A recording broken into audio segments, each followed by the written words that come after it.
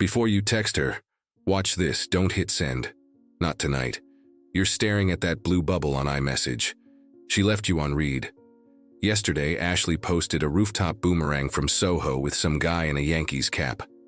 Last week you called at 2 a.m., voice shaking, and she sighed, hung up, and blocked your number. Your boys at the gym asked if you're good. Your sister noticed you stopped eating. You feel small, humiliated, like a punchline at a Sunday BBQ. You chased. You explained. You apologized for things you didn't do. And somewhere in all that noise, you lost respect. Hers, and more importantly, your own. That ends tonight. This is the reset. I'm going to give you the cold, simple playbook. When to go no contact. When to stay silent. When to let your absence do the talking. The masculine frame that pulls back your power, so whether she's at a Lakers game with a friend or sliding through life without you, you rebuild a life she recognizes as unignorable. We're not here to beg. We're here to become the man whose standards make the decision for her. Subscribe to the channel right now. In the first pinned comment, I left a free no-contact blueprint and a deeper breakdown to sharpen this mindset before you make a single move. Remember this: a man who texts from weakness loses twice. First her, then himself. A man who controls his impulse controls the outcome. So ask yourself, if she pinged you tonight, are you the man she respects or the same guy she blocked? In the next part, I'll give you the one rule that flips the power back to you, without typing a single word. Here it is, the rule that flips the power without typing a single word. Silence with spine. Not passive silence, disciplined silence. Your phone becomes a vault. No emoji, no paragraph, no hope you're well. Absence speaks if you let it. Because every time you fire off a text from weakness, you run an auction on your dignity for a 5-second dopamine hit. You become predictable. And in this country, from Soho rooftops to Santa Monica sunsets, predictability kills attraction. She doesn't miss noise, she misses presence. If you want the power back, you give her what she can't control, your distance. And this is where most men stumble. They get the itch. They crack open Instagram at a red light on the 405 and watch her story on repeat. They scroll Venmo, reading tea leaves from a pizza emoji. They check her LinkedIn at lunch, zooming in on a new headshot like it's evidence. That's not masculine, that's surveillance dressed as romance. You think you're strategizing, you're just bleeding status. You do not stalk, you do not refresh, you disappear. Then the begging. The essays at midnight, apologies for sins you didn't commit. TED Talks about us, promises you can't enforce. You press send, your heart drops, and you wait like a lab rat for a typing bubble that never shows. Understand this. When you plead, you teach her how to treat you. You tell her she can take the throne while you kneel. In my house, a man doesn't kneel for crumbs. He walks for bread.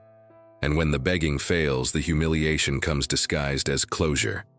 You call at 2 a.m. after 2 bourbons at the East Village dive, voice shaking, music in the background, telling her you can change. She hears the slur. She smells the desperation. You think midnight gives you courage. It gives you a hangover and deleted voicemails. You do not drink and dial.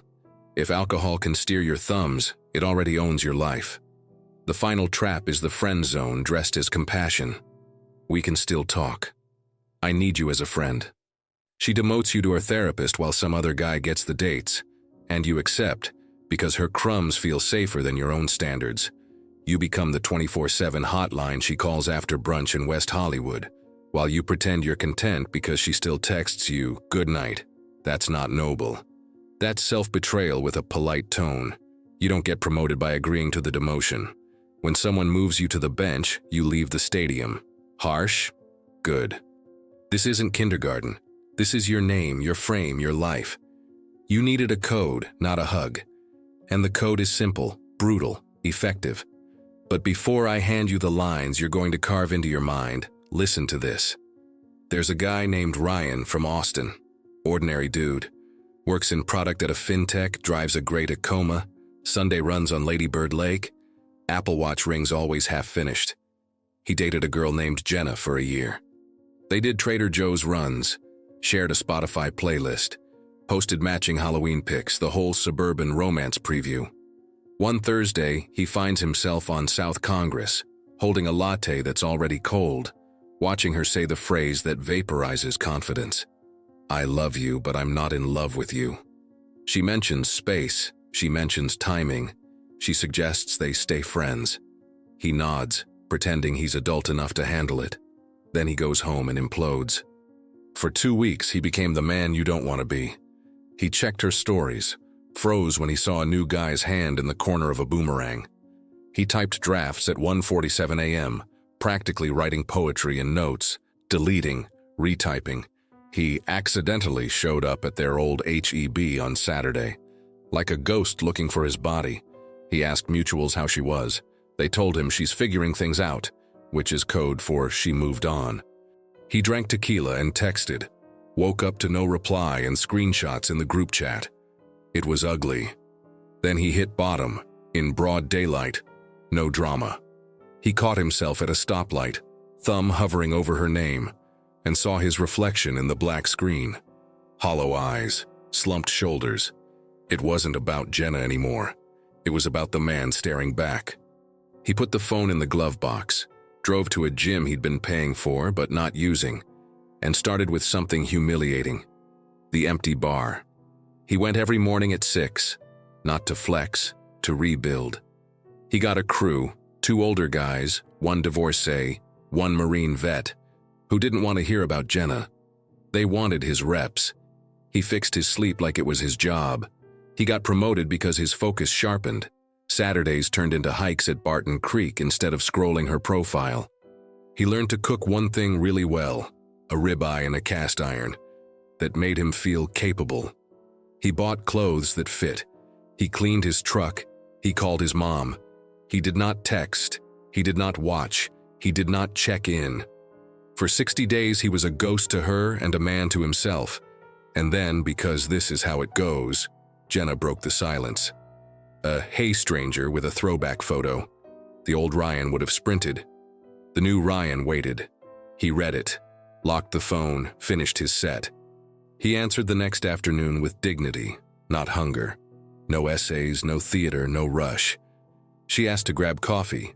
He had a boundary. Coffee is for business. Dates are at night. She met it or she didn't.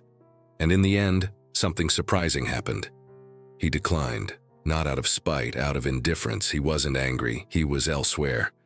Unreachable isn't about ignoring people. It's about outgrowing the version of you who needed their approval to breathe. What changed? Not Jenna. Ryan changed the only thing he could. His code. That's the part you can take today. Silence is leverage. If your words don't raise your value, your silence will. No drunk texting, ever. If you wouldn't say it at noon, you don't send it at 2 a.m. Never accept a demotion to friend from a woman who just rejected you. You exit with respect and you stay gone. Purpose before attention. If she's the center of your day, you don't have a day yet. Return only by invitation that meets your standards. Otherwise, stay sovereign. Let those lines hit. Feel the discomfort. You've been operating without a code, improvising your manhood on the fly like a bad open mic set. That ends tonight. You might ask, but what if she thinks I don't care? Good, let her wonder. You are not a customer service rep for her emotions. You're a man setting terms with his life. But what if she moves on? She already did when you begged. The only way to ever be chosen again is to become a choice worth making. And here's the twist most men never see. When you stop chasing, you stop grading yourself on her silence. Your day gets measured in miles run, deals closed, books read, weights moved, promises kept. That's masculinity on home turf. What happens next if you stay the course? She will feel the vacuum. Not in a dramatic movie way, quietly. Mutual friends mention your name with new words attached. He's busy. He looks different. She doesn't see you in her views anymore. Your absence creates questions. That's attraction's engine, unanswered questions. Does she text? Sometimes. Does she watch your story from a burner? Often. Will you know? Maybe. Maybe not. That's the point. You don't build a life just to post it. You live it, and the life leaves a trail. Here's a reset. Lean in. The text you want to send tonight, the paragraph that explains your heart, the playlist you want to share, will any of that make her respect you more, or will it make her comfortable that you're still on the hook? Respect isn't inspired by explanation, it's inspired by restraint. Want to see how strong your frame is? Try saying nothing when your ego screams, say something. This is where the Godfather energy actually matters. You don't argue, you make decisions. You control your territory, your calendar, your environment, your inputs. You remove triggers. Unfollow, mute, block if needed. Not to punish her, to protect you. You replace the late-night scroll with a cold shower and lights out at 10:30. You replace the sad playlists with silence and heavy iron. You replace what is she doing with what am I building. A man with a mission becomes gravitational. People orbit him. Options multiply. The phone buzzes and for once it doesn't own you. Another reset. What if she calls tomorrow? What if her name lights up your screen, voice soft, asking how you've been? Do you crumble or do you conduct? This is where most men relapse. They confuse an inbound text with a reconciliation. A text is an interest check, not a commitment. Your job is to respond like a man who could walk either direction and sleep like a baby. Short, warm, zero performance. And only if you want to. Good to hear from you. That's it, let her do the heavy lifting. Let her show you she can meet the standard. You do not carry both sides of the bridge. I know what you're thinking. How long should I hold the line? Long enough for the neediness to die and the standard to root. There's no calendar hack. For some, it's 21 days. For others, it's a season. You'll know when the test arrives. She appears, and your first instinct isn't to prove. It's to evaluate. That's when you're ready to speak without leaking status. One last picture before we hand down the sentence. Imagine two men. One is outside her apartment at midnight, hoodie up, rereading old texts, praying for a miracle. The other is at his kitchen table at 6 a.m., coffee steaming, reading a biography, gym bag by the door, phone face down. Same circumstance, different code. Only one of them gets the girl in the end, if he even wants her, because only one of them earned himself back first. If you're still tempted to reach out tonight, repeat this. Control the impulse. Control the outcome. You don't win by convincing. You win by commanding your attention, your time, your standards.